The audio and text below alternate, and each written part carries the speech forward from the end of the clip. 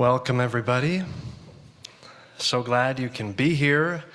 Welcome to those online as you're kind of logging in, and to the folks in person for this special event, the Praxis of Hope, an evening with Ricardo Levins Morales. My name is Rai Sigelko, and I direct the Leadership Center for Social Justice here at United Theological Seminary of the Twin Cities. For those of you, woohoo! For those of you attending in person here, I hope, and I feel like that language is appropriate, I hope that you've had a chance to grab some food. We have samosas, and we have some drinks back there, and they're very tasty. For those of you attending in person, I'm sorry that you aren't here, first of all, but I hope that you're able to grab some food too in your home or wherever you're zooming in from. And for those of you in person, I hope that you'll have a chance to connect with someone new tonight. You know, don't be bashful. Say hello. Because we hope that events like this at the center will serve to create a space for building deeper relationships with one another. Before I introduce our speaker for tonight, I wanted to share a few words about our center at United, in part because we are really still brand new. We launched the center quite recently, just this past September, in fact, and we are very excited to be able to offer continuing education programming in addition to hosting special events and gatherings like tonight. Our mission at the Leadership Center for Social Justice is to equip, inspire, and empower leaders to faithfully and reflectively engage in concrete contextual ministry for social justice. In the spirit of faith, hope, and love, the center supports leaders in developing skills in contextually sensitive, creative, and effective leadership and social praxis. At the heart of our program is our 9-month cohort-based Leadership for Social Justice program. We have some wonderful faculty. Here are our faculty. That's Amy Finnegan on the left, who's a professor of Justice and Peace Studies at the University of St. Thomas.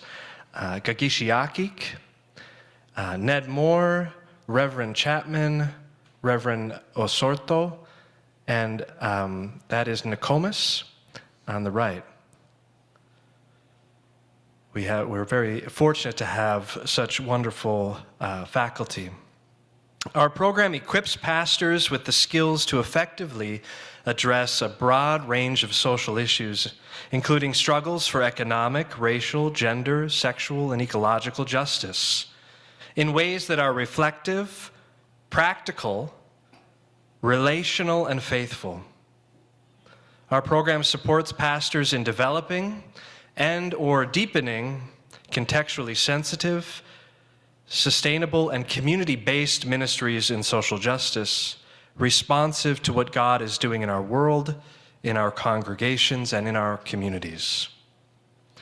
The program is framed by the practical theological work of sensing, that is, using our senses as a way of attending to the material realities of the present, and discerning, that is, making concrete judgments about where life is emerging and where life is under threat. Our program also supports pastors in the individual and collective work of committing and building ministries for social justice in their communities. I want to say one more thing about our podcast, which just was released recently in the last couple of months. And the name of the podcast is very simple because it's the name of the center. The Leadership Center for Social Justice. If you can learn that, you can learn the name of the podcast.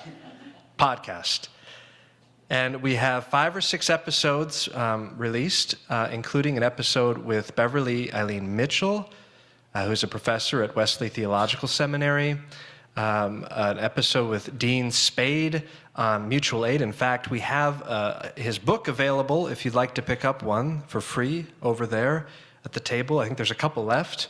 And then a conversation with Naomi Paik on bans, walls, raids, and sanctuary.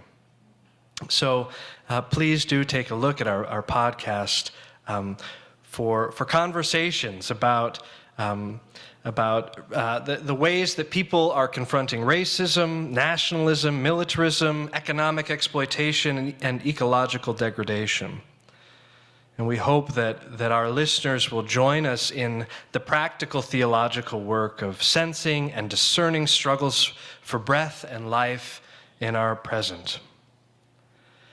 Finally, our event tonight, the Praxis of Hope, is part of a 3-part Praxis series. This is the second event in the series on the themes of faith, hope, and love. Our first event, held in December, was on the Praxis of Love, and it featured a community conversation reflecting on All About Love, a book by the late Bell Hooks. If you weren't able to make it to that event, you can watch that event on YouTube, or you can listen to it on the podcast. On March 15th, next month, we will be hosting a special online-only event on the Praxis of Faith, a panel on the life and work of James Hal Cone. In celebration of Cone's life, work, and legacy, our panel of scholars will focus on Cone's last work and memoir, published after his death, entitled Said I Wasn't Gonna Tell Nobody, The Making of a Black Theologian. One of the most significant theologians of the last century, James Cone is widely regarded as the central voice in the emergence of what's known as Black liberation theology. To keep up on the happenings at the center, please follow us on social media. If you type in, again, the Leadership Center for Social Justice, I know it's a mouthful, but if you type that in, you will find us on Instagram, Facebook, and Twitter, and that's a good way to keep up with what we're up to. Finally, before I introduce Ricardo, I want to mention that if you enjoy coming to events like this and the themes that Ricardo will be talking about tonight, you might consider exploring the degree programs here offered at United Theological Seminary. We have a tremendously gifted list of faculty who are teaching courses on a range of subjects from queer and trans theology to Black and womanist theology to theology and the arts. In fact, we have a couple of faculty here tonight. If you'd like to speak to them, they'd be more than happy, I'm sure, to talk with you. If you want to raise your hands, Justin and Gary over there, who teach in the Social Transformation Program. We offer graduate degree programs in theology and the arts, social transformation, interreligious, chaplaincy, and many more. For more information, you can visit our website at unitedseminary.edu, and I also have some brochures out in the front that you can take a look at. Without further ado, it is my honor to introduce our speaker this evening, the celebrated and beloved artist Ricardo Levins Morales, whose art has, for so many of us, been an inspiration in struggles for justice, in times of, in very challenging times, like the one we're currently living in. Ricardo is an artist and an organizer based right here in Minneapolis. He uses his art as a form of political medicine to support individual and collective healing from the injuries and ongoing reality of oppression. Political medicine.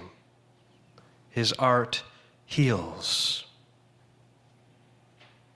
Ricardo was born into the anti-colonial movement in his native Puerto Rico and was drawn into activism in Chicago when his family moved there in 1967. Ricardo left high school early and worked in various industries, and over time began to use his art as part of his movement work.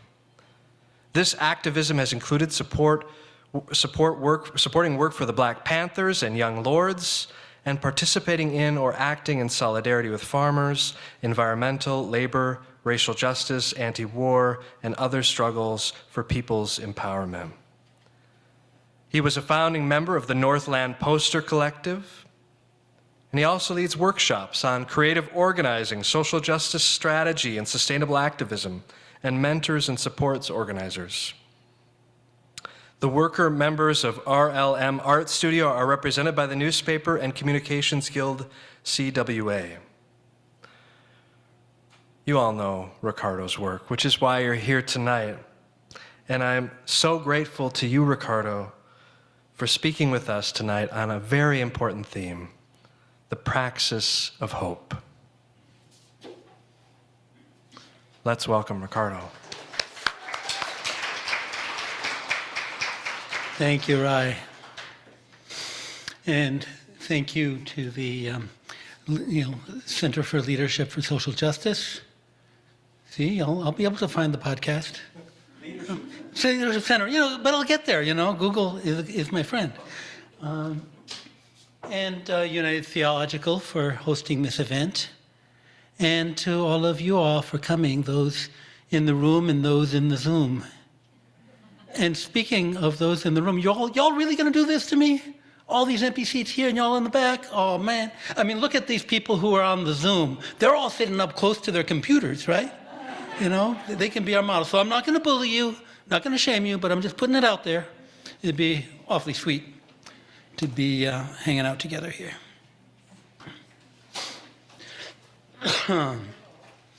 And speaking of the topic tonight, I'm sure there are people both here and online who are hoping for spring.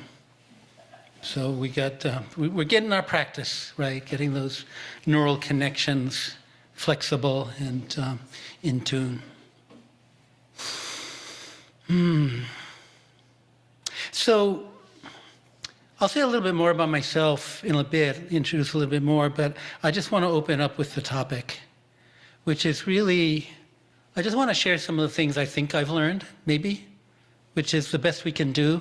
Hope is not something that you can measure, has a list of ingredients you can weigh and, sort of test its velocity, right? It's really something we engage with. And so the best we can do is share how we engage with that and hope that it'll be useful. And in the course of that, I'll be making some assertions. I'll be saying some shit, right? And some of that some of that I'll be telling stories to back up. Others, I'm just going to throw it out there. We have a limited evening.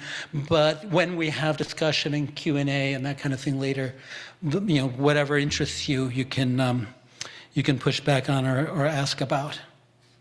And my hope is to reframe some of the ways in which we normally think about hope.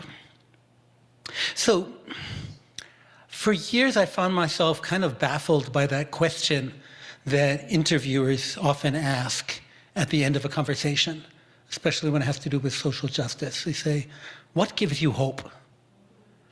And I would bluff my way through the answer, but it took me a long time to finally figure out that somehow the question didn't really make sense to me.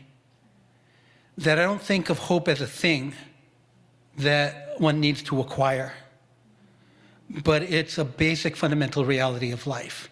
Any chipmunk heading out in the forest and rustling through the leaves looking for seeds for the day or nesting materials to stuff into their burrow is being driven by hope.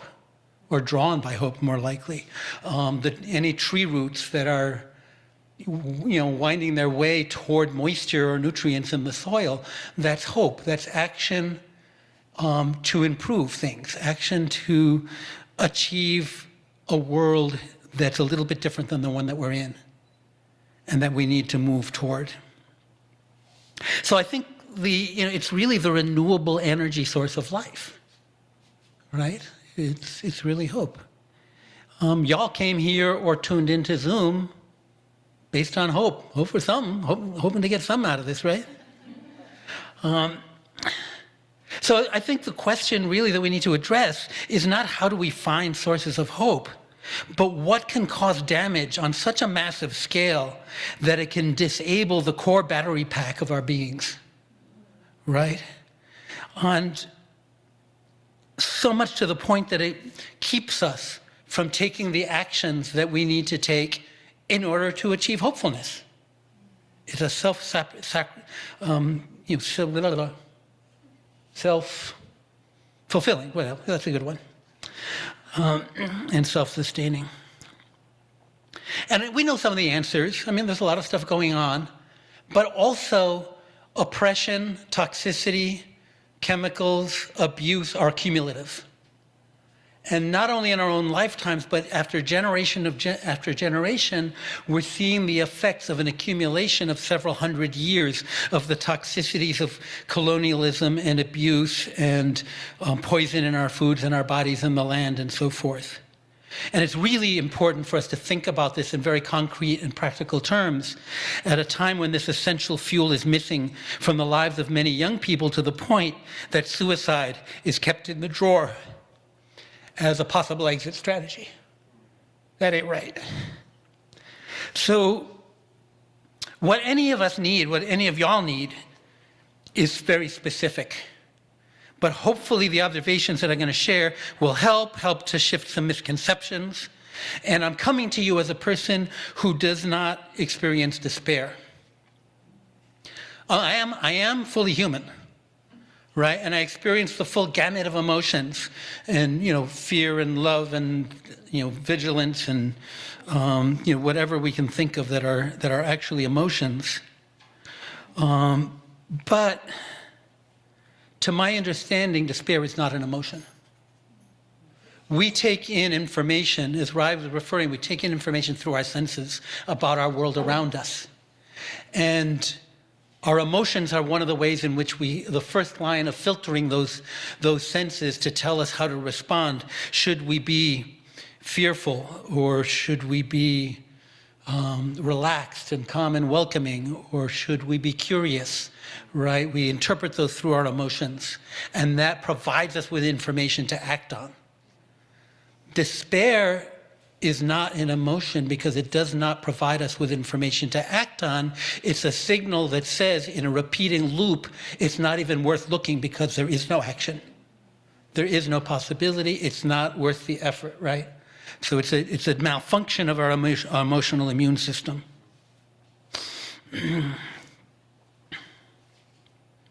So it pays to become intimate with what it is that triggers our feelings of despair, but not to give it a free ride. Despair isn't our friend and is not a good advisor. It's not what happens when there aren't possibilities, it's what prevents us from seeing them. And in our culture, it's really amplified by pathological levels of individualism, which afflicts a number of different cultures here, probably more than anywhere. In fact, I read in a textbook on public health, on global public health, in one paper they believed that suicide in countries of high individualism is associated with that ideology because it tells us that it's all about me, that all of my successes in life are about me. All of my failures are about me, they're my fault. There's no room in that for looking at the environment that provides options or denies us options, so it's always my fault. And it also isolates us from other people. It's all about me. And that's also what the impact of trauma. Trauma isolates us from each other. We're a really social primate species, but trauma is the ultimate disconnection, and it keeps us isolated even though healing is always about reconnection. And healing our planet is about reconnecting not only with those of our own species, but with those of every other species, right? And I say reconnecting, and I'm grounding that specifically in the experience of people living in cultures like ours, because it's not true that all of humanity has been disconnected.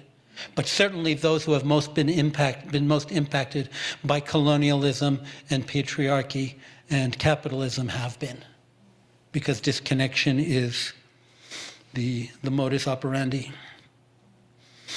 That's my fancy Latin for the night.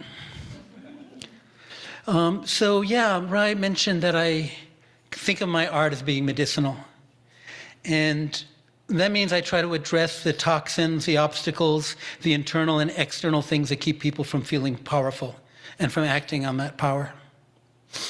In public health, we deal with a lot of different conditions that make us feel bad and that harm our bodies, from colds and flus to cancer to diabetes to dementia, all kinds of different dysfunctions and overloads. And those are rooted through in the public health lens in an underlying condition, which is systemic inflammation. That's when our body's under so much assault that we're on high alert all the time, right? And in fact, we don't even know what's friend and what's foe. It's what autoimmune conditions come out of, right? And we have social autoimmune conditions too, that we feel so scared and so isolated that we interpret everybody as being an enemy, or we can be manipulated into thinking so.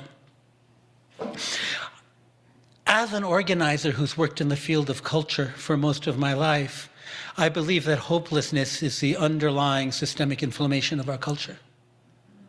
So that means that as a practitioner, when I create art that is dealing with some form of abuse or under-resourcing or thievery, or employers not wanting to recognize their union, or police violence, I'm addressing the acute condition, but also in a way that will hopefully address the underlying condition of hopelessness.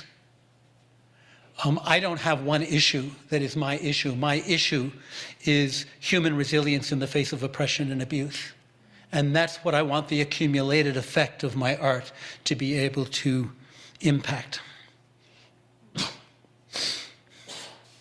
So I'm going to share some images with you now that, not very many, but I selected them because they address different aspects of the topic at hand. And some of them I'll explain as I go, others we can come back to later, because there'll be time for further discussion and exploration, and I got some more stuff to tell you. So let us do the magic of screen share.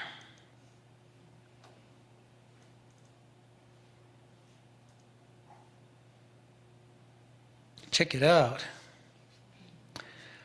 So this is me. This is my introduction. Ricardo Levins Morales from Barrio Indiera Baja, Municipio de Maricao, in the western mountains of Puerto Rico, which remains my North Star and magnetic compass north. The house inside that image is the one that hello, you're supposed to go when I tell you to go. There we go. Is the one that my family lived in when I was born.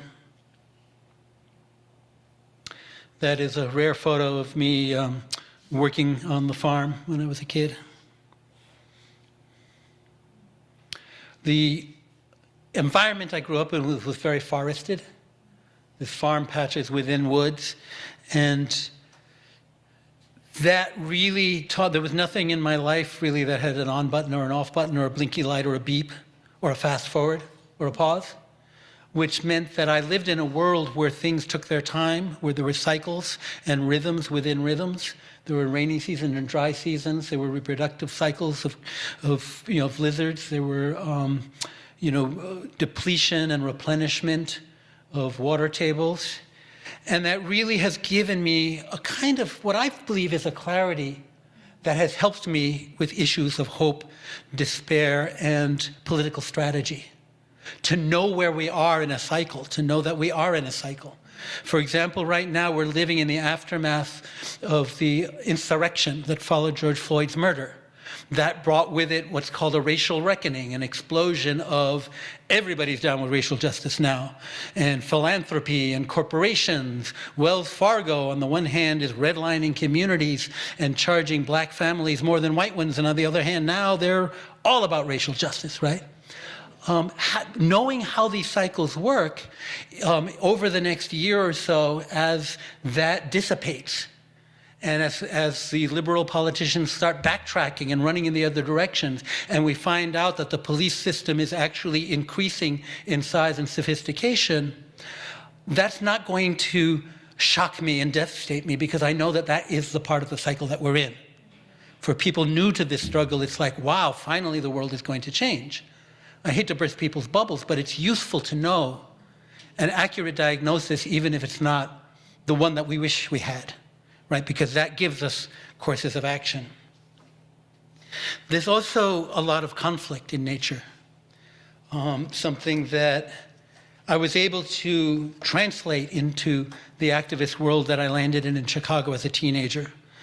But that in that conflict between scorpions and lizards, predators and prey, creatures defending their turf against each other, there are no good guys and bad guys. What you have are individuals pursuing the efforts to meet their own needs, their hope, right, in the best way they know how, with the advantages and disadvantages at hand. An observation that served me well when we landed in the States. That's more kids in the hood bringing water up to the top of the mountain from the spring. No se vende, I made this after Hurricane Maria, as corporations and Bitcoin billionaires and hedge funds swooped in on Puerto Rico to buy land from desperate farmers. Yep, like I say, we landed in Chicago in the late 60s. And that was a time when I was hitting adolescence. It was 1967, so there was a lot going on. Immigration kind of hit my family hard, and we sort of went our different ways. I moved out of home when I was 15. I dropped out of high school. And what I found was an environment of social movements and organizing that was explicitly about restoring power to people whose power had been taken away. That's your elevator definition of trauma healing. Right? And I don't want to generalize this, because any massive experience can have opposite and contradictory impacts on people. But for me, it was a message to my nervous system that restoration of power, when it's been taken away, is possible. Right? And that is the healing potential of social organizing. When I see so many cases of people having to go recharge their batteries, do what they call self-care so that they can return to a depleting model of organizing, it breaks my heart, because it should not be that way. Healing should be about healing in the experience as well as the goal. Yep. So that's kind of been my obsession and life mission ever since.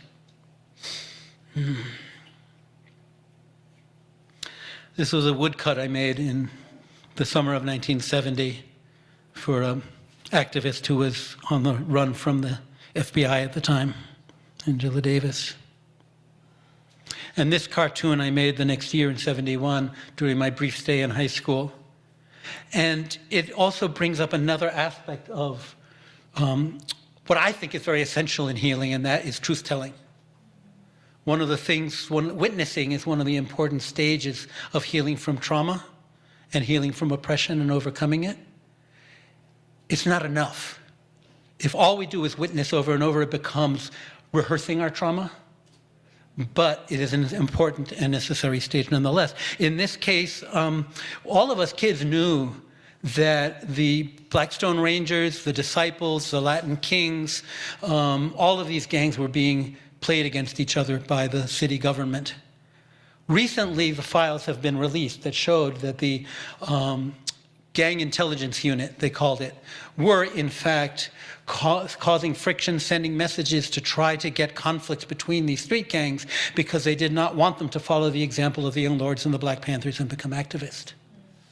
So truth-telling is an important part, and we knew to share these stories even if the evidence would take decades to follow. Fred Hampton was one of the leaders in that time whose methodology really has become embedded in my DNA. He was Chairman Fred of the Chicago chapter of the Black Panther Party, the first group I ever made a poster for, in fact, for a fundraiser. And what was significant to me, what remains really important, not the only thing, but the one that I want to highlight, was the coalition that he helped to organize among Puerto Ricans, whites, and black folks, initially called the Rainbow Coalition. They came up with that term. Others later appropriated it. But one of the things that they did was approach the Young Patriots, who were a white street gang who used the symbols of the Confederacy and the Ku Klux Klan in their garments and their symbology, and was able to build an alliance with them. And what happened, I won't go into the whole backstory, but there was an incident where some of the Panthers were able to see these young white kids being treated really contemptuously by the white liberal establishment. And they asked, why are these white kids hurting so bad in a society that's all about whiteness? And they came up with a really brilliant strategy to find out. They asked them. Just so crazy it just might work. And they found out it was, as one of the Panthers later confided, Rainbow Coalition, that's just code word for class struggle. But when the Panthers went out to the neighborhood, the Young Patriots neighborhood in Uptown, they found, rat-infested apartments, under-resourced schools, boarded-up stores. They said it was the worst housing conditions they'd ever seen. Right? And so they built an ongoing alliance that dealt with housing issues, police brutality, and the rest for a period of years. And I bring that up because it's another of the underlying principles that is very much related to hope and the ability to move forward. And that is the principle that they embodied was not, how do we mess up these guys? These racist a-holes, right? It was, let's make them a better offer. Making a better offer. People, chipmunks, hawks, and butterflies will always migrate toward the best offer. Not the best offer there is, the best offer that they can find on the menu. And the best offer they can find on the menu that feels viable. Sometimes it is, sometimes it isn't. But people are always moving toward what seems to make sense. And that's crucial to understand, because even if there's some wacko running down the street waving a gun at me out of the belief that I'm an alien Martian coming to suck his brains out, he's actually acting rationally within the context of his beliefs. Because that's not an unreasonable thing to do if that's how he understands reality, right? So in cultural work, we call that preparing the soil. How do we affect the environment of beliefs and values and collective memories so that it makes sense to act in ways that are kind? We'll get to this. Pretty basic. Begin with research. This is, of course, Trayvon Martin. I made this poster not because he was murdered by a vigilante in Florida, but because when I looked at the art that was being created, it was all rehearsing hopelessness. It was all saying, Emmett Till was murdered in 64, 62, somewhere in there. Trayvon is murdered now, nothing ever changes. Right? There's a kernel of truth in that, but it's not medicine. So I found this quote from Ella Baker that looks toward a future when this won't be happening, while acknowledging that it was still happening. It's got to be medicinal. Dude, come back. Another kind of truth-telling. Put down the piece, take up the piece, put together the pieces. Again, addressing people as people, right? Which means that they migrate toward the best thing that they find for protection, for family, for whatever it is, right? And creating a context. I'll give you an anecdote. One of the sort of poster child of bad choices are teenage girls in high school getting pregnant, having kids. It's like, this is, and there was a study that was done working with black teenage girls, black teenage moms, and their communities and doing comparative stuff. And what they found was that these young girls who got pregnant and had babies in their teens, both they and their children had better health outcomes than those who waited till their 20s. Okay, think about it. Why might that be? Well, for one thing, if they're kids, they're probably still living at home. They have the grandparents, or at least the grandmas, to help raise the child, watch the baby while they go to school and they can finish high school. They're not out there working an underpaid job, paying half their income for childcare, being treated to what they call the weathering, which is the emotional and psychic erosion of self that comes with the microaggressions and the macroaggressions of racism, sexism, and all the rest, right? And it's not like they're doing a cost-benefit analysis, but they know which girls, friends of theirs are still coming to school, which ones are still able to go to parties and all the rest, right? So there's all these ways in which we have to think complexly about why people do the things we do. That's the research part. If we want to change things, we've got a lot of learning to do, to not just react, but to understand what's underlying. Descended from dinosaurs. I think I just threw this in because that chickadee is so damn cute. But also, actually, it speaks to something. It speaks to humor, which is a fundamental element of hope. Humor tells us that something might be going on that isn't what we think is going on. I heard a survivor of the Nazi concentration camps once saying that humor is the only thing that kept us alive. And if you think about it, a joke is just a story. And you understand the story as it's being told until you get to the punchline. And then you realize that everything you thought was happening isn't, and it's really a different outcome. And all those data points meant something else. Ding!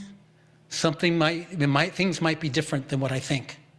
That's important if you're in a Nazi concentration camp and all the evidence tells you that the end of hope is here. And I think this is where I will pause the imagery and stop the screen share. Stop the share. And look at the gallery. Take a look at all y'all who are out there. Hello, good people. So now I'm going to go through a little bit of preaching about hope and what it is and what it isn't. I want to address hope as an action, a discipline, and a relationship. And that's something I want to emphasize, especially in this narcissistic, individualist society, that hope is an action, not a feeling. Right? Feeling hopeful is not hope, any more than feeling powerful is power. Right? We find ways to feel powerful, even when we're kidding ourselves. And we find ways to feel hopeful. We can self-medicate with chemicals, or with distraction, or with binging on pasta, or creating idealized versions of ourselves for Instagram. But the feeling isn't the real thing, right? And feeling hopeful, feeling hope, feeling powerful are important. If we have time in the Q&A, we can talk about some of the strategies that I use. But in themselves, they actually do not do what they need to do, which is move us toward those seeds, that moisture and nutrition, that better world that we want.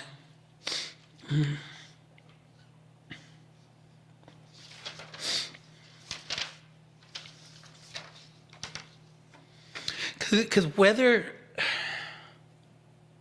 so the feelings are important only if they're part of something bigger, of a larger process. Whether we can achieve a better future, right? And that's what we're talking about. That's what hopefulness is about. That's what the chipmunk cares about. Is determined by what we do, not by how we feel. Just ask evolution. All the species that still exist are not still alive on the earth because of how they felt, but because of what they did, the actions they took in relation to what was around them. And so like a chipmunk, for hope to be meaningful, we need to be moving toward it, right? We're stretching our roots toward that water. If we step into the practice of hope, the feeling will follow.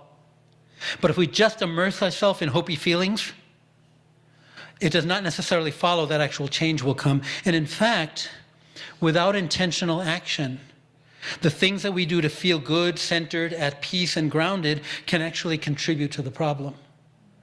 Heinrich Himmler, who was the head of the Nazi SS, which included the Gestapo and the concentration camp guards, promoted a program of yoga practice for all of his agents in all those different agencies. Because being racist, brutal fascists is stressful. And this was a way to help his agents cope with the stresses of doing what they did so that they could continue and not be quite so stressed out by it, right? You know, and that's something to think about. You know, there's a lot of mythology that if we can only get the CEOs of Exxon and, you know, McDonald, Grumman, or whatever they are, to do yoga and be mindful, they'll understand that they're part of the universe and they'll care about it. You know, which in theory should work, but we live in a system that fractionalizes everything and separates everything out and allows us to compartmentalize. Bessel van der Kolk, who's a leading practitioner of trauma healing, one of the researchers in that field, talks about an incident where a bunch of grade school kids, I think it was about a dozen kids, got kidnapped and they were being locked in a basement. And one of them figured out how to jimmy open a window and help all the other ones get out. And when they examined the kids later, all of them had symptoms of PTSD, except for that one, right? That sense of agency, restoring agency. Agency is a preventative of trauma and not only a curative. Similarly, I remember back, I was involved in the 1980s in the movement to prevent the spread of nuclear power. And that was a big deal in those days, and a lot of people were very afraid of what was happening with nuclear waste, with reactors and all the rest. And again, in doing interviews with children across different, about their attitudes and their perspectives in different sectors, they found that it was the children of anti-nuclear activists who were the least fearful, right? Mommy's doing something about it, right? There's action. Action is an element of genuine hope, as it is an element of healing. So it's an action, it's also a discipline. And a discipline in that it's not only about taking intentional action, it's about taking strategic intentional action. Because you can do stuff that doesn't necessarily make a difference. It can affect the way you feel. I remember standing at a bus stop in Knoxville, I think, and the bus was like 20 minutes late. I was trying to get to a conference where I was selling art, and I was frustrated and I was pacing back and forth. And that just shows how essential it is to take an action, right? My body needed to do something to feel that I had agency in a situation where I didn't feel that I had power.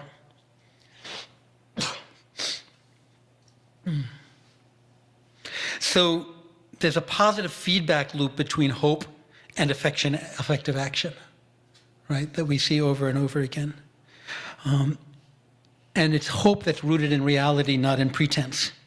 You know, that telling myself everything's going to be okay, that might get me through for a little while, but in the long run, you know, I know in my heart that that's not really grounded unless I've done my homework. And I think nobody can say everything's going to be okay, because nothing is ever okay, right? I mean, everything always has elements of okay and elements of not okay, right? That's the balance that's the reality of our daily lives.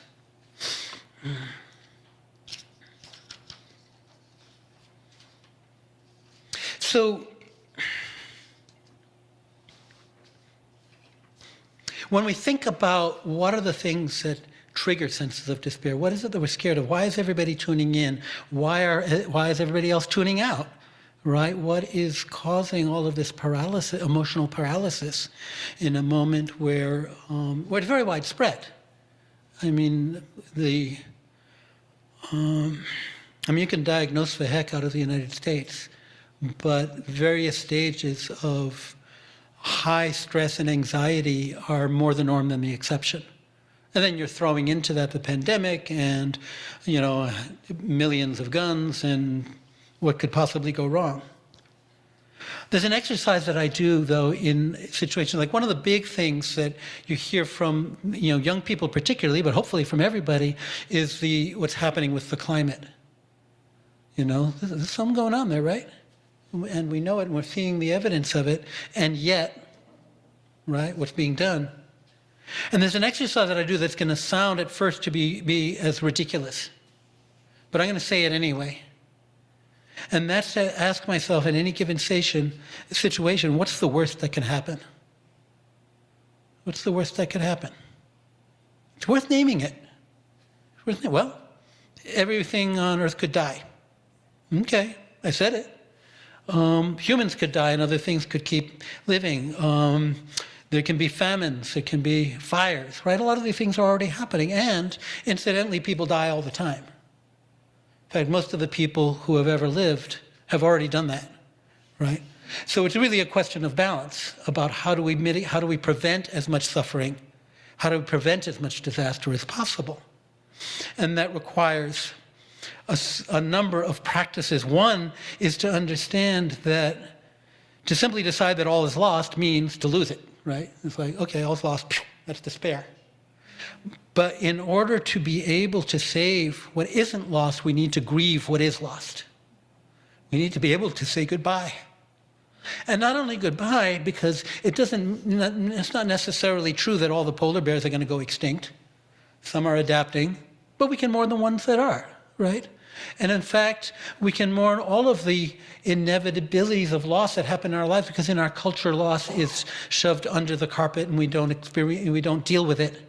And that leaves us very ill-prepared to face risk and to face danger and to face an uncertain future. And I hate to break it to you, but all futures are uncertain.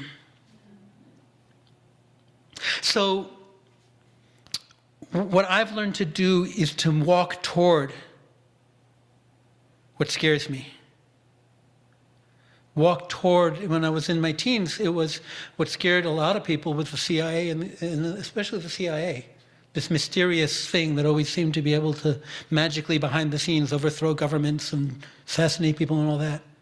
So I studied them to find out who they were, what kind of people worked there, what their self-image was, where did they go to school, right? What are their strengths? One thing I learned is that for something like every 200 missions that they launched, one would succeed. It was like throwing spaghetti at the wall, right? So that demystifies a little bit. One thing I've been doing now is studying mass extinctions. We're in one. Okay, if that's the case, let's figure out, what does that mean to be in one? This is probably the sixth one. What is it that, and they all play out differently, although they all have a lot to do with carbon. So I've been looking at extinctions, I've been looking at resilience. Why is it that even during a mass extinction, some species thrive and spread and others decline? How do they adapt? What are the natural forms of mitigation? What is it that has allowed coral reefs in the Dominican Republic, mangrove forests in Indonesia, depleted farmland in North Dakota, or apparently dead salmon streams in Canada to bounce back and revive? Well, what I found in each of those cases, they were protected and sheltered for a period of time from the abuses of capitalism, which is all about accelerated extraction, right? So that really a salmon run or a coral reef does not have to be told how to heal, but it has to be protected from the harm. And just as in human healing, sometimes the damage is such it helps to have a healer. Some interventions are necessary, but primarily The soil knows how to heal itself. The body knows how to heal itself. The community knows how to heal itself.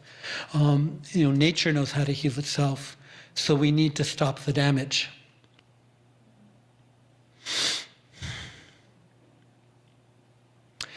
Now we know how to heal ourselves, but we can get confused. Anybody here ever get confused? Anyone online? Y'all get confused? So we grow up thinking that Fritos are healthy and carrots are toxic, right? That's what our body tells us. In next month, well, actually in April, it'll be 18 years since I stopped eating sugar and all other sweeteners.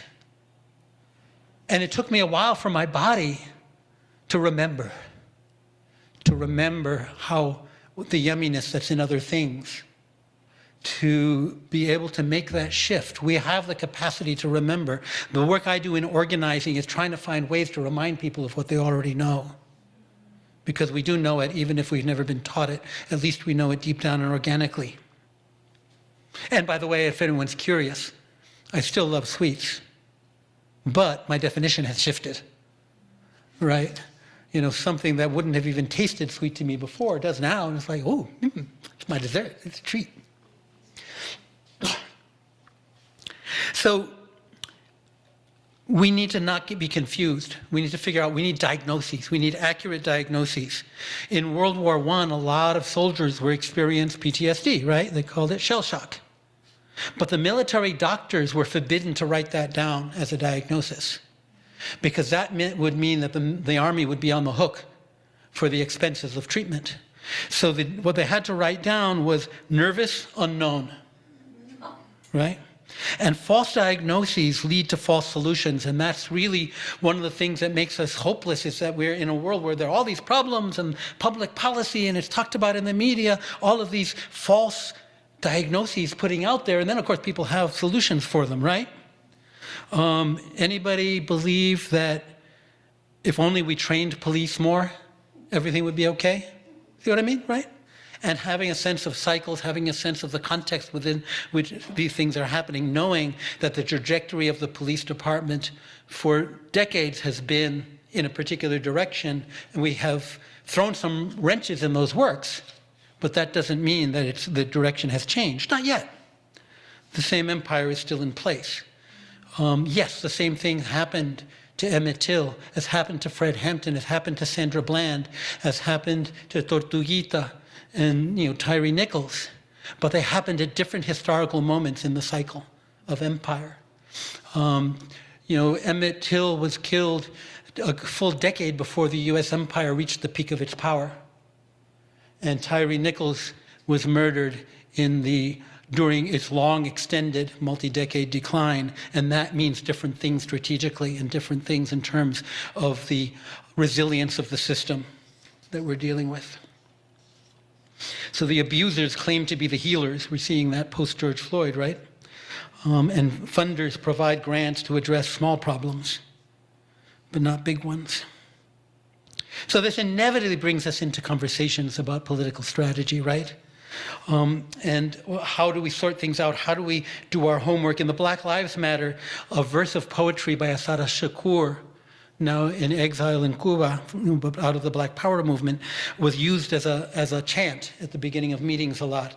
It goes, "It is our duty to fight for our freedom. It is our duty to win. We must love and protect one another. We have nothing to lose but our chains." And one thing I realized in the course of the movement is that people were down with fighting. They were down with loving and protecting each other. They didn't want the chains.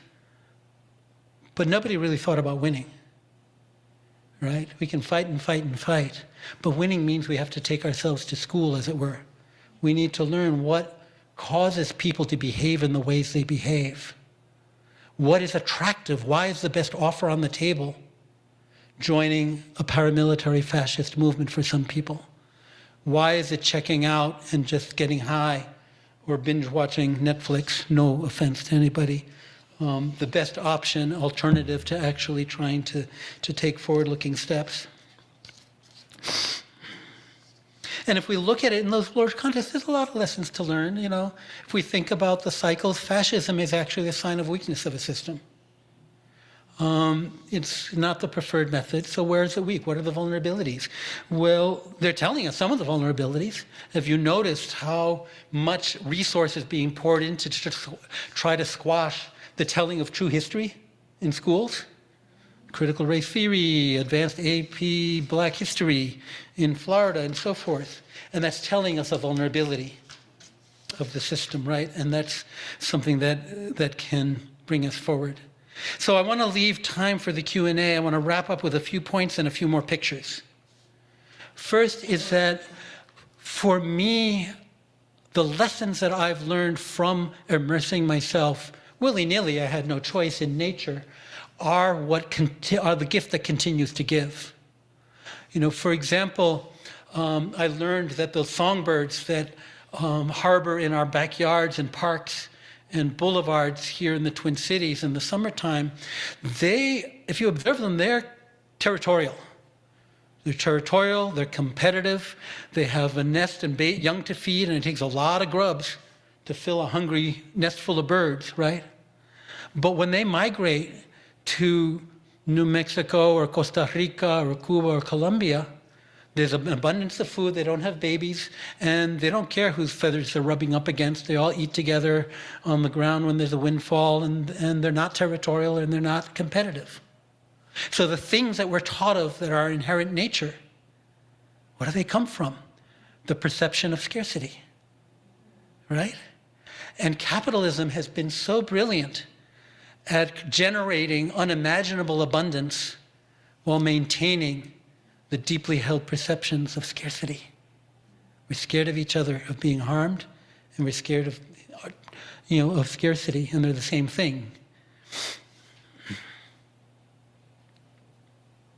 So, some of you have heard me talk about hope as a relationship. Hope is a committed relationship. And it's a committed relationship with our futures, with our future selves, and those who will be the selves that come after that. So I've talked sometimes about my circle by the river. This is my relationship with the future. It's a circle of people standing by a river somewhere. You can't see them clearly.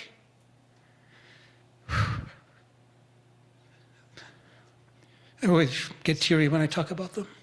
But they're in the future. Sometime, I don't know how far. I know that it's far enough that I'm never going to meet them. But I have to be there because they're holding a ceremony to summon the ancestors. And I'm one of the ancestors. We are the ancestors. And the ceremony is one of thanksgiving. They're thanking us for what we did, are doing, and will do in this time of major change and shift. It's absolutely the end of a large historical arc of history.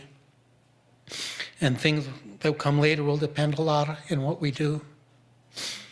And they are coming together to appreciate us as their ancestors. And it really made me realize that much as we like to invoke our ancestors, we might need our descendants even more.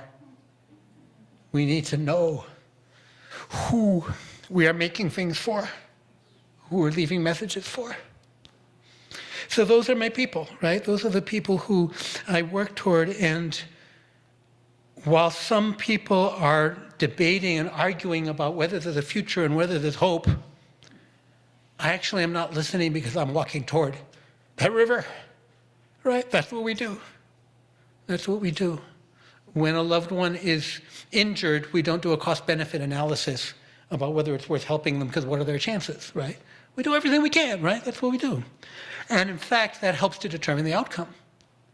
The outcome isn't given. I mean, the modeling about ecology and climate change has been overturned so many times because we don't have the database the data points to understand the levels of resilience embedded in a global system, only in more localized systems, except for in these cases of mass extinction, where the microbes all survived, where anything that reproduced quickly survives, right? There's different ways and anything that's already pre-adapted to the conditions that are going to come. We have one pre-adaptation, and that's our ability to think. So I'm walking toward them. There's one thing I would like to also commend, and that is my little friend, the sweat wasp. Okay, can everybody say that? Sweat wasp. Say it again. Sweat wasp. Yeah, nice, huh? Hard to say with a mask on, but otherwise you can do it. But I'm mentioning the sweat wasp because it's a tiny insect that lives in little holes in twigs on the forest floor and the jungle floor. The ones that I've read about are in South America. And that's an environment that changes from day to day.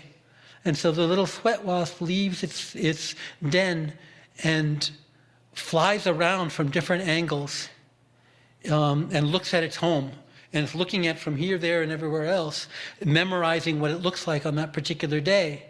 So it goes off and it navigates by magnetic fields and sunlight and who knows what, but when it's close to home, it's using visual. And that way it can find its way home. That's what Black Lives Matter was doing when they started every meeting with that chant, right? How do we remind ourselves of our home, of our grounding, of our commitments to that relationship that we were just talking about? What do we do, right? And I'm asking that as an open question. This is a theological seminary. There are things that are done with prayer, with invocations, with song. The same is true in social movements. It's often true in families. And I think it's an important thing to do in our individual practice. Because the small picture can buffet us around and bruise our spirit and make us feel hopeless and damaged. But if we keep ourselves grounded in this larger world, we find the sources of resilience. At least that's been my experience. So let's all be like the sweat wasp and start every day by regrounding ourselves in these truths. Screen share. So I want to close my gabbing at you part of the program, that is, with some more pictures.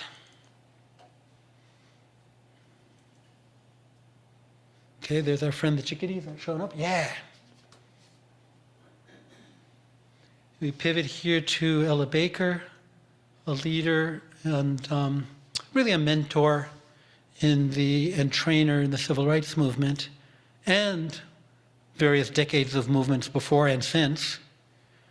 I found out only recently that she was very active in the movement in support of Puerto Rican independence after the civil rights era and many other struggles. But she says, in order to see where we're going, we must not only remember where we've been, but we must understand where we've been. Thank you, Ella. This I'm sharing, this is a chart I made during the insurrection. It's called The Emotional Chemistry of Rebellions. And it's based on those pandemic infection rate charts. I won't go into the details and all the text, but the red line at the beginning is outrage. In response to an atrocity like the murder of George Floyd, you get this burst of outrage. But like nutrients and chemicals in the soil, they decompose and dissipate at different rates, different emotions.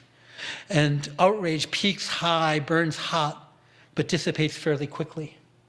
Whereas fear just starts growing and isn't really at its peak until much later. That's why you get these big outbursts of movement and protest followed by silence. This happened in 2006 with massive protests around immigrant rights, the largest the country had ever seen. And then afterwards, people returned to the shadows because there were not containers to carry it forward. For hope to go forward, you have to feel that there's a practicality to it, so you need organizations. you need publications, you need schools, you need trainings to support it. And so the second chart shows the line of hope that with organization and preparation starts growing also during the outrage phase and can outpace and pass through the fear phase. So again, it's important even in our own lives, but to emotionally understand where we are in our own arcs in relation to what's happening around us. Seeds of resistance, that's just simply an illustration of the lesson of interconnectivity. It says we'll grow under any conditions, best when planted together, showing the signs of different movements. And the movement for healing is not without conflict. That in order for a new ecosystem to take home, the invasive species have to be pushed back in whatever way that requires, and hopefully with as much kindness and gentleness as possible, but it has to happen.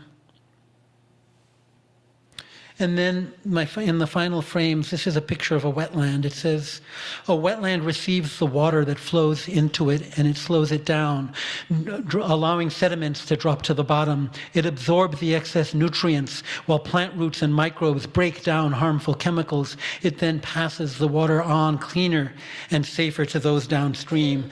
Be a wetland. That's intergenerational, that's interpersonal. We're not doomed to carry the traumas and the abuses and the toxicities that we've inherited. Like wetlands, we have a model for cleansing those before we pass on whatever we're passing on to other people. Because in the end, all we have to offer is ourselves. And that's not only a slogan, but a lesson, because nobody knows, especially in times of uncertainty, specifically what it will take to make a better world. But we can focus on the kind of people we need to be in order to figure that out, in order to take care of each other, and in order to also challenge each other in the ways that we need to, so that we can all eventually get there together. So, did I stop the screen share? I did.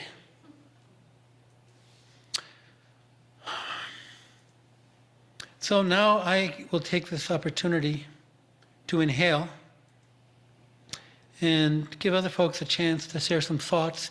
You can do so in the chat. You can do so asking questions or speaking on the mic over there. You want to wave your mic in the air? Yeah, let's talk a little bit.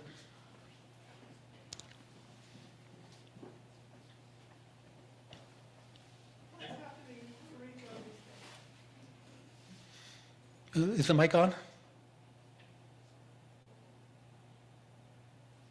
There we go. Sorry.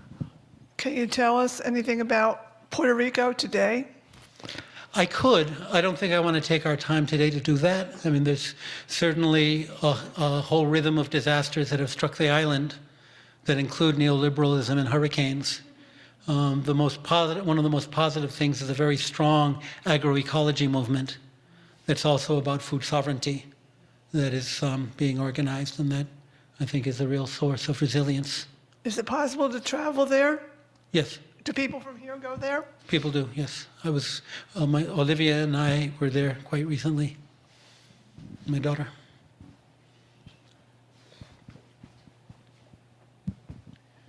Ricardo, thank you so much for being with us. I can't say enough about how the cosmic ecology of your perspective is so refreshing and so needed right now, to understand how these things are interconnected and how they play into existence with each other.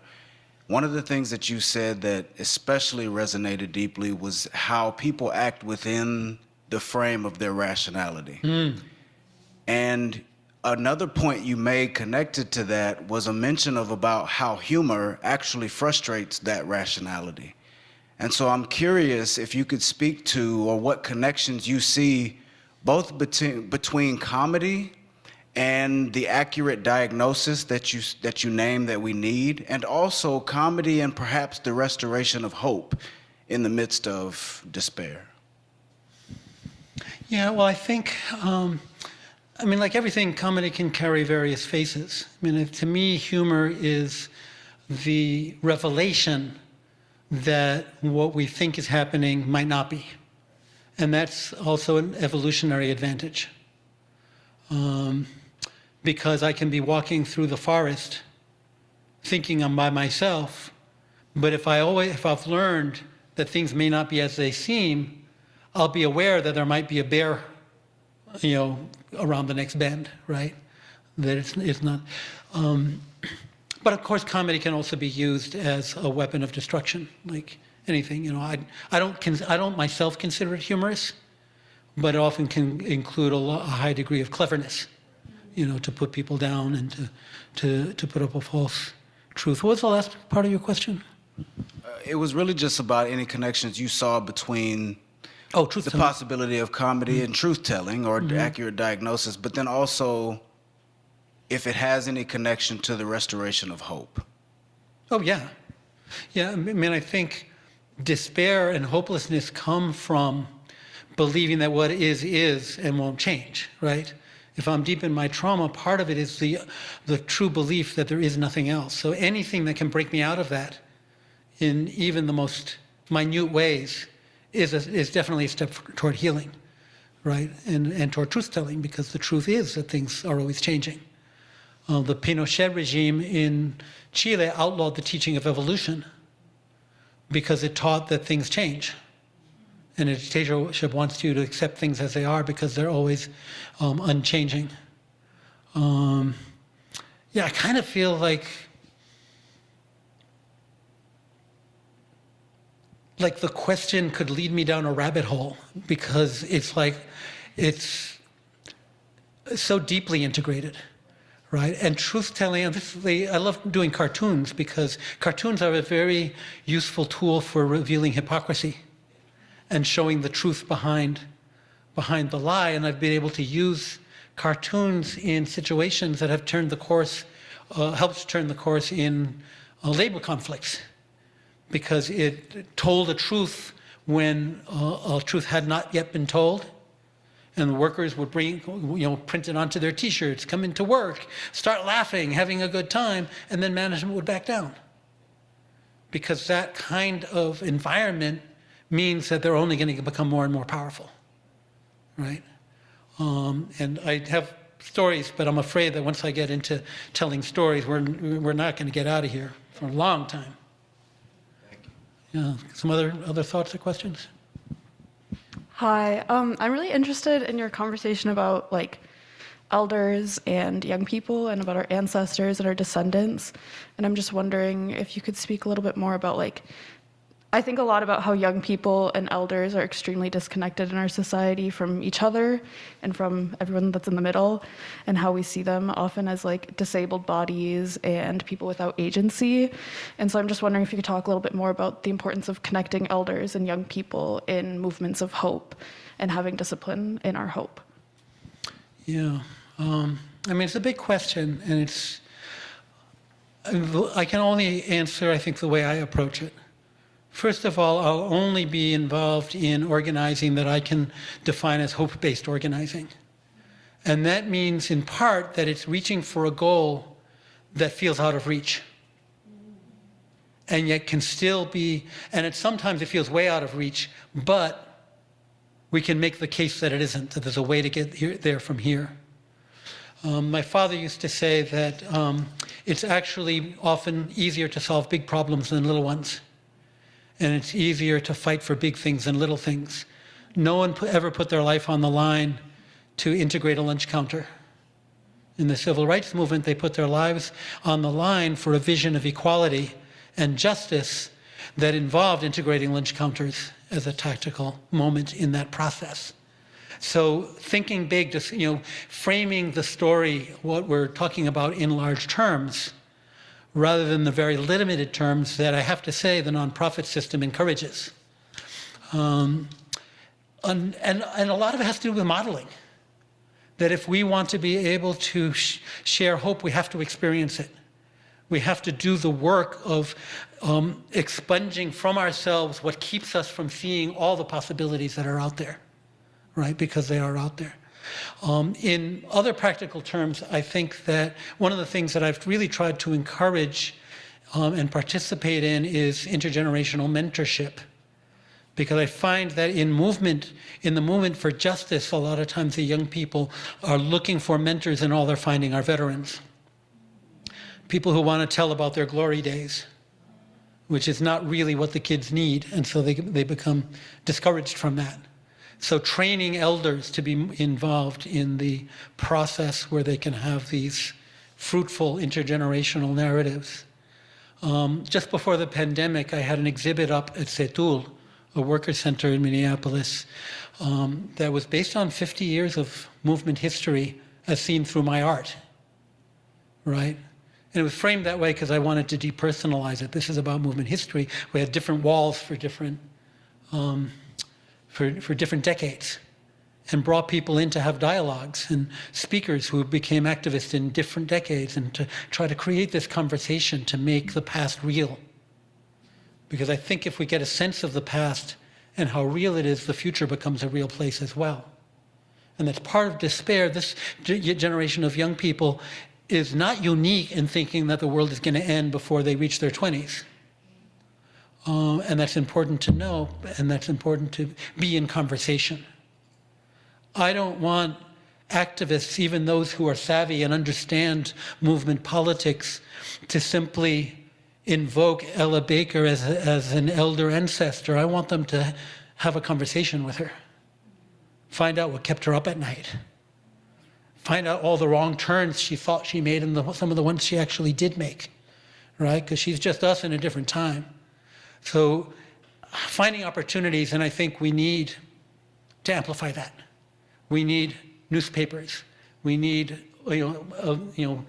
events. They used to call them teach-ins. We need ways of engaging, using, activist hip hop and other cultural venues, right? And of course, there's always some of that happening, but I think amplifying that, because the lack of a pathway that feels hopeful feels to me like abandonment of the young. And telling kids that oh no, this is great, we're going to run somebody really smart for on the Democratic ticket for the state legislature. Come on out, we're about to be saved, doesn't cut it. People really need to be able to have truths that resonate, that they really can feel are deeply true. And that includes a vision of change that is actually going to stop us from, running the ship over the, into the iceberg. And we're talking the Titanic here, and that's one iceberg that won't melt fast enough, for us to get through, right? And a lot of the way social change is framed is about helping people improve conditions on the Titanic, right? Without addressing, because to address those issues, you have to deal with the fact, the uncomfortable fact, that a cabal of powerful, ultra-rich corporations run the world. And all of the solutions that really matter would get in the way of profits. I mean, hello, emperor has no clothes, and that is refreshing. Young people, and also, truth-telling has a lot of dimensions. In the struggle to try to get kids to not smoke cigarettes, which is a complex and multicultural struggle. But what they found was that telling kids, don't do that, you're going to die, wasn't very effective. Telling kids, these assholes are manipulating you, made a difference. Nobody likes to be taken for a ride, and one's sense of one's own identity is often the most powerful organizing tool, especially among the young. Any online Yeah, we got input? a couple online questions. Denise. When you read everything you got, we can. Yeah, sounds address good. Denise asked, said, Ricardo, I appreciate the way you approach challenging events. When something horrific happens, how do you personally respond first? How what? How do you personally respond first? To events? When something horrific happens. Okay. And what else is on there so we can... make sure I get everything Could in. you share some more about what the difference is between movements and organizing that heals versus the kind of organizing work that depletes? What can we do to make our movements places of healing and not depletion? Okay. Wow. How do I respond to it? It really does depend on the event. I mean, I usually am not shocked. I don't think much shocks me anymore. You know, it feels like a body blow when some of these things happen. I mean, my gosh, you know, what's happening right now in Syria, Turkey, Ukraine, Memphis, Atlanta, you name it, right? All that's going on. I think that part of any of our strategies has to do with finding a balance between patience and urgency, which is a real movement dilemma that's never resolved but always managed, between letting in the pain of the world and functioning, right? We need to have filters. We can't experience on behalf, vicariously, all of the pain that other people feel. If we cut ourselves off from it entirely, we become isolated and atomized and are no longer part of humanity. If we let it all in, we fry our circuits and are no help to anybody. So finding these ways to filter, I think, has been very important for me. And sometimes and this is not a direct answer to Denise's question, but there's also different ways of filtering, understanding what we are and are not responsible for. We're not responsible for understanding the details of every atrocity that's ever happened. As my sister points out, that is mind-numbingly monotonous.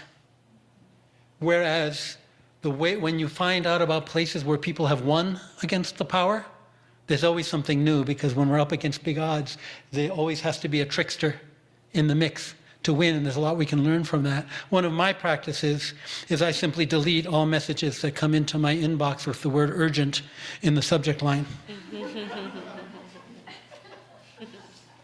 It's like, my nervous system doesn't need that. I'm sure it's urgent. So many things are urgent. And I will open your email when you figure out how to approach me in a way that's not meant to trigger, my traumatic reactions, It's like, I'm in this for the long haul, right?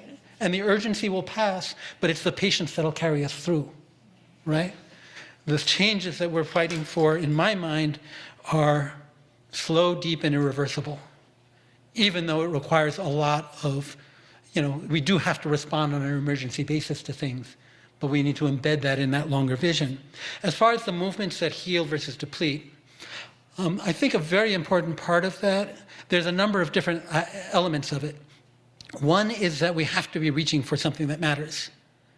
Those of us who started MPD 150, a group that wrote a people's performance review of the Minneapolis police and showed how the brutality and the racism was actually built into their DNA from the beginning and is not reformable. That came out of seeing how the Black Lives struggle at that time was doing that piece of repeating traumatic narratives and demanding useless things that nobody really believed in, like more civilian review boards and more training and hiring more black cops, right?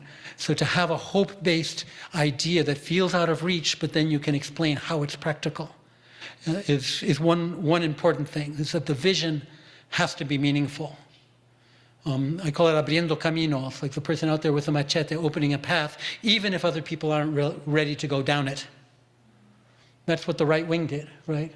They were putting out messages about repealing Roe for decades when they knew that all of their initiatives would lose, but they were preparing the soil for a better future. We can't be afraid to say what we believe, even if it feels out of sync. Another equally important aspect, and one which I'm really happy the way we practiced it in that group, is that we need to treat each other as though we were the people who can create the future we want to live in. The people who are prepared to live in it, people who treat each other with kindness, people who do not tolerate the oppression that we carry into the room and into our relationships with each other, be it racism or ableism or classism or misogyny, etc. And notice I didn't say zero tolerance. Zero tolerance is a misunderstanding because, in fact, patriarchy is in the room. Racism is in the room. We cannot wave a magic wand and make them disappear, but we need to navigate them together in a way that makes us stronger and clearly eliminate or expel abuse when it reaches a certain level, but know that on the micro level, we need to be countering micro harm with micro healing and creating an environment that feels like a home where we can commit ourselves to each other for a lifetime. Not in an organization, but as part of that current of humanity that's bringing us to a better future.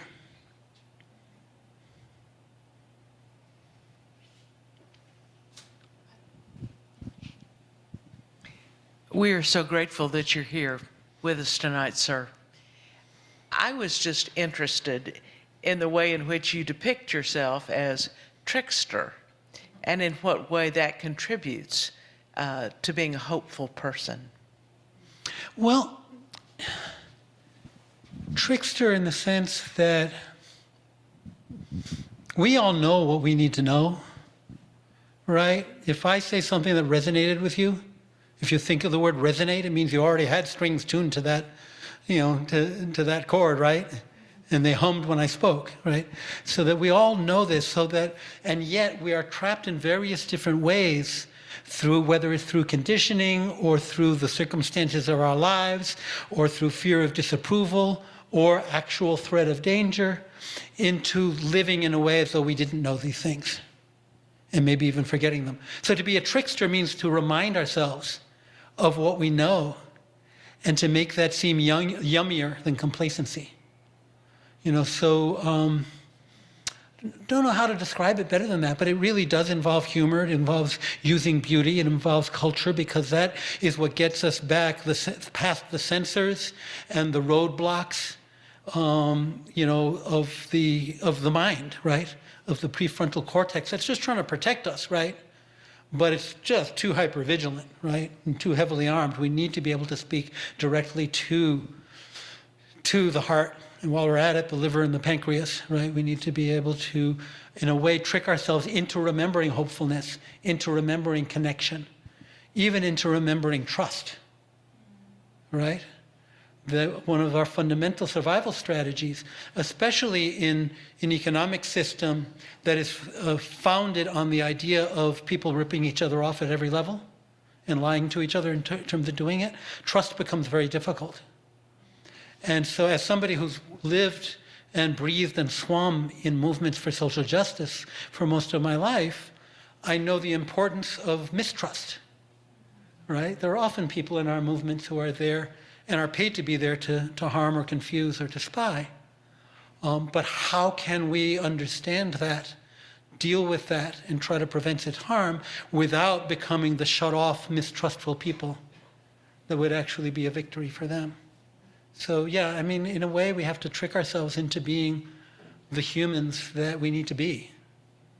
And that comes largely through storytelling and the various things, whether they're recognized as ritual or not, that really are in terms of our lives, I don't know if I can give a satisfactory answer, but that's what comes to mind. And in the workplace situations, it usually involves humor. For example, there was when I worked in a hospital as a janitor, my first union drive experience, there were posters up in some of the workspaces. I've seen these in factories too, right? Like health and safety posters. On a loading dock, there'll be one that says, "Don't back your forklift, don't back it up without looking because you'll squish somebody and that's really a bad thing to do," right? In a hospital, it would be something like showing a picture of, and this would be in the utility closets or in the nurses' stations, not out in the hall. It would show a nurse's aide stepping backwards and knocking over an IV unit that's attached to a patient. And the caption would say, "Carelessness causes tragedy." And I used to look at posters like that and think, what if we just left that picture just the way it is And most of the words, just change one word to say understaffing causes tragedy. You've not only changed the message, you've profoundly changed the message of that poster from there's problems in this hospital because you, the workers, are careless or stupid or uncaring. And you've changed it into management is greedy, right? That's employing the sort of the trickster mentality in a way to exercise truth-telling, right? Through humor. And I think we're at time. You know, all processes end and things come and go, and that includes us. And spring is several hours closer than it was when you all arrived. So we can celebrate that. So thank you all. Thank you very much. Thank you all, Zoomies.